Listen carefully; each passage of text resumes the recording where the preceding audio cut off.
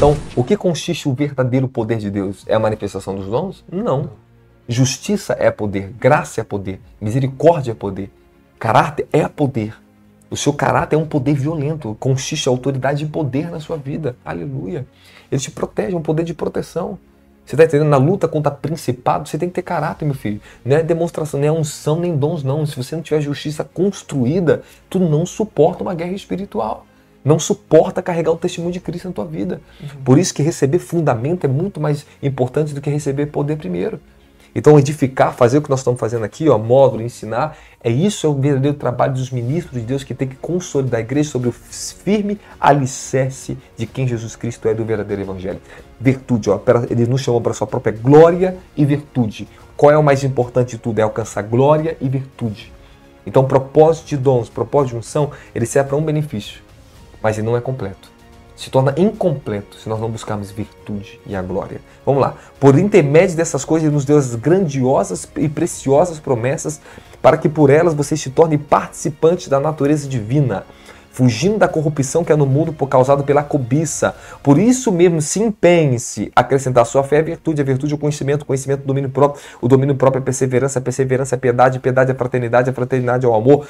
Porque se essas qualidades existirem e estiverem crescendo em suas vidas, elas impedirão vocês, no pleno conhecimento do nosso Senhor Jesus Cristo, que sejam inoperantes e improdutivos. Elas vão me impedir de cair no pecado, vão me impedir de sair da salvação, vão me impedir de cair na ganância, vão me impedir de tudo que é os malefícios que a carne pode causar pra gente. Sim. Então, assim, vale ressaltar. Estamos num tempo onde nós necessitamos do poder vivo de Deus, de toda a manifestação do dom. Mas muito mais ainda, as virtudes, o caráter e poder do nosso caráter. É muito mais válido um homem cheio do caráter, do testemunho de Cristo, do que um homem cheio de poder, de dons e que não transforma ninguém, porque não tem testemunho diante do reino espiritual. Então, falo uma coisa para vocês. Dons não expulsam principados.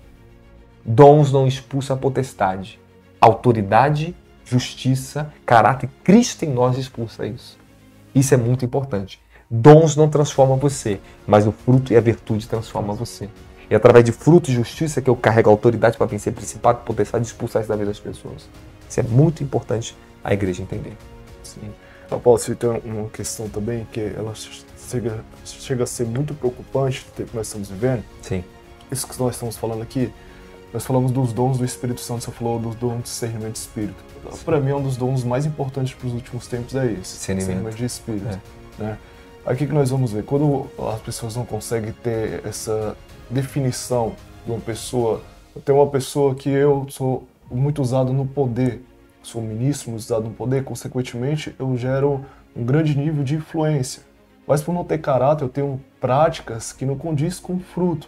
O que acontece? As pessoas quando não sabem ter esse discernimento do fruto para o caráter, e aquela pessoa que carrega o poder acaba tendo comportamentos que não condizem com o fruto, pela esfera de influência que ela tem, os demais que vê ela, poxa, tá andando muito no poder, e continua tendo aquela prática e isso não atrapalha a manifestação do poder dela, elas acabam tendo as mesmas práticas também. Entendi. Isso você conseguiu entender? Eu tô entendendo o que você está falando, sim, porque eu vou ressaltar aqui um pouquinho mais, é que as pessoas, que por elas verem muito manifestações reais acontecerem, milagres, as coisas acontecerem, mas não vê transformação no próprio ministro e vê os maus testemunhos da pessoa que não coadiz, não compete com as manifestações que ela tem, elas ficam em dúvida até a respeito de Deus e do Evangelho.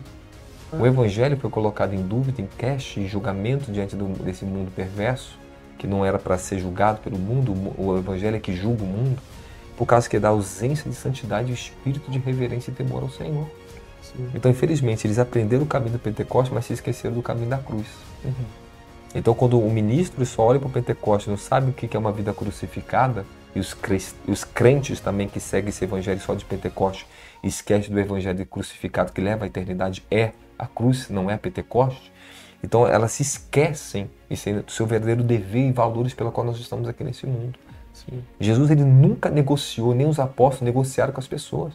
Você quer ver aquele momento que o apóstolo Paulo está com Silas, né, ele está passando, a mulher adivinha vem, ela vem exaltar eles, ali é um santo servo do Senhor. Passa primeiro, vai de novo, de repente, espírito maligno te repreende, sai da vida dessas pessoas. Infelizmente, tem muitas pessoas aceitando elogio de demônios e estão se esquecendo do testemunho diante de Cristo. Elas preferem elogio de homens e pessoas que estão corrompidas em seus espíritos e aplaudir seus dons, que são pessoas também que só buscam só aquilo que é para o seu prazer, suas próprias necessidades terrenas, e eles estão um levando o outro para o abismo. Tem falso profeta no altar, sabe por quê? Porque tem um monte de falso crente que não quer compromisso com a verdade. Então são pessoas que não sabem decidir nem o certo nem o errado, nem o dedinho do dedo indicador, não sabem nem identificar a sua própria mão. São os tipos de pessoas também que não sabem o caminho, que acabam promovendo pessoas que também estão com o caminho distorcido. Todos serão julgados, não adianta, tanto o que ministra como os que são ministrados, que aceitam o erro, porque Paulo diz, tantos que praticam o pecado em livro de Romanos capítulo 1 e aqueles que consentem com o pecado serão julgados da mesma forma.